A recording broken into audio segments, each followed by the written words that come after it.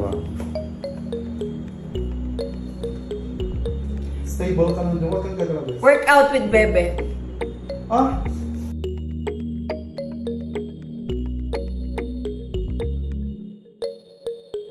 Tila wala ngang sinasayang na oras ang magkasintahang Zainab Harake at Ray Parks. Kahapon nga nang ibahagi ng dalawa sa kanilang social media ang kanilang muling pagkikita matapos sorpresahin ni Ray Parks si Zainab at ang kanilang mga anak sa biglaang pag-uwi nito sa Pilipinas.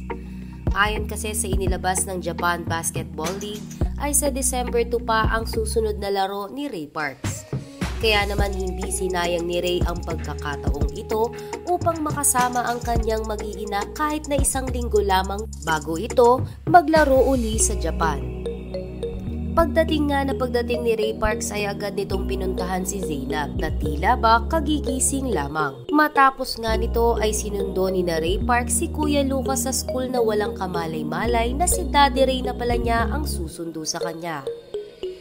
Pagkasundo nga ni Zainab at Ray kay Lucas ay agad na nagtungo si Zainab sa kanyang pictorial para sa kanyang movie sa MMFF na Kampon at isa pang pictorial para sa isang endorsement.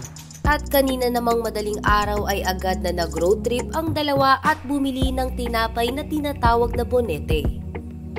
Samantala, sa pinaka-latest ngang ibinahagi ni Zainab sa kanyang Instagram account ay mapapanood ang video ng dalawa na sweet pa rin kahit nag-workout si Ray Parks.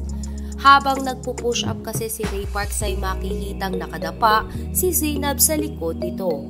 Maririnig pa nga si Zainab na sinasabi ang mga salitang workout with Bebe.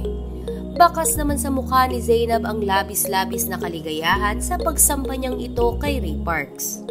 Sa kabilang banda ay halos maihina nga sa kilig ngayon ang mga Raynab fans sa ibinahaging ito ni na Zainab at Ray Parks.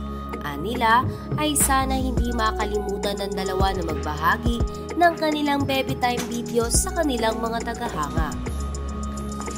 Dalawa. Stable ka lang doon, huwag kang gagalabis. Workout with Bebe.